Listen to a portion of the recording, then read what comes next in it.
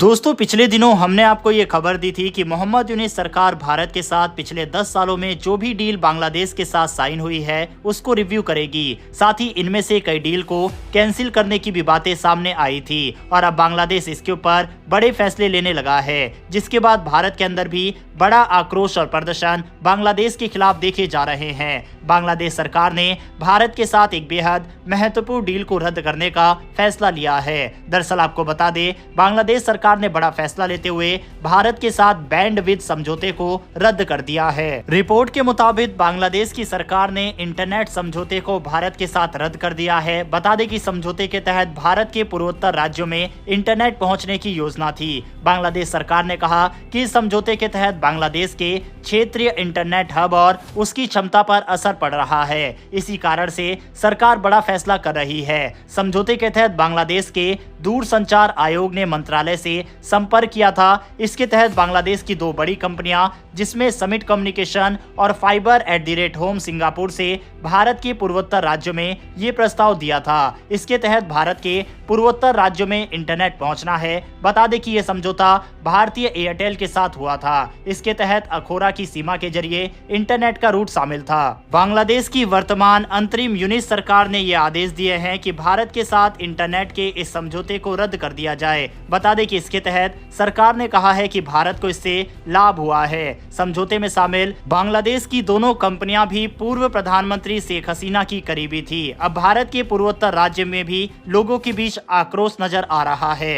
एक और जहां हम सभी भारत की सरकार से बड़े कदम की उम्मीद कर रहे हैं, तो वहीं दूसरी ओर खुद से भी बांग्लादेश में हो रही हिंसा और तनाव को लेकर कदम उठाए जा रहे हैं। बता दें कि सिलीगुड़ी में डॉक्टर ने बांग्लादेश के लोगों के इलाज करने से जहां मना कर दिया, पश्चिम बंगाल के क्लिनिक के बाहर ये लिखा हुआ है कि बांग्लादेश के लोगों का इलाज नहीं किया जाएगा। क्लिनिक के बाहर भारत का तिरंगा लगा हुआ है, जिसमें बाहर बंगाली भाषा में लिखा हुआ है कि जो भी इस क्लिनिक में आएगा वह तिरंगे को झुककर प्रणाम करेगा। बांग्लादेश के लोगों को तो झंडे को झुककर प्रणाम करने के बाद ही एंट्री दी जाएगी। डॉक्टर कहते हैं कि जो भारत की मातृभूमि का सम्मान नहीं कर सकते, उनका इलाज भारत में नहीं किया जाएगा। बता दें कि पड़ोसी देश बांग्लादेश के कई इलाकों की सीमा से लोग बंगाल में इलाज करवाने के लिए आते हैं। ऐसे में कोलकाता के कई सीनियर डॉक्टर ने यह कहा है कि अब बांग्लादेश के मरीजों का इलाज भारत में नहीं किया जाएगा, क्योंकि वहां लगातार माइनॉरिटी यानी हिंदुओं पर अत्याचार हो रहे हैं। इसके अलावा भी असम के बराक घाटी में बांग्लादेश के सिलहट से 129 किलोमीटर की सीमा है। यहाँ भी लोगों ने अब अपने होटल रेस्टोरेंट में बांग्लादेश के लोगों को एंट्री देने से मना कर दिया है। बराक वैली होटल एवं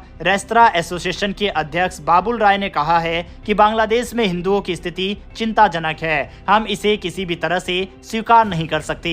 इसीलिए हमने बराक घाटी के तीनों जिलों में उस देश के किसी भी नागरिक को तब तक एंट्री नहीं देंगे जब तक स्थिति में सुधार नहीं होता। ये हमारा विरोध का तरीका है। इतना ही नहीं, पिछले दिनों बजरंग दल ने सिलचर में चल रहे वैश्विक एक्सपो से पड़ोसी देश में हिंदुओं पर हो रहे अत्याचारों के विरोध में बांग्लादेशी उत्पाद बेचने वाले 2 स्टॉल बंद करवाया था। बजरंग दल ने तो बांग्लादेश वीजा केंद्र के साइन बोर्ड से बांग्लादेश नाम हटाने की भी मांग की है। लेकिन बांग्लादेश के साथ चल रहे इस विवाद में जहां हर तरफ नेगेटिव खबरें आ रही है, वहीं भारत के लिए कुछ पॉजिटिव खबर भी सामने आ रही है। दरअसल भारत के सूरत में मौजूद टेक्सटाइल हब में दुनिया की दिलचस्पी बढ़ रही है। बांग्लादेश में अस्थिरता और श्रमिकों के प्रदर्शन के कारण रेडी टू वियर कपड़ों की डिमांड बढ़ रही है। रिपोर्ट्स के मुताबिक अब तक 12% की वार्षिक दर की बढ़ोतरी इसमें दर्ज की गई है। इसके अलावा कई एक्सपर्ट का ये कहना है कि एक साल में ये 20 से 25% तक बढ़ सकती है। गुजरात के सूरत के हब के साथ साथ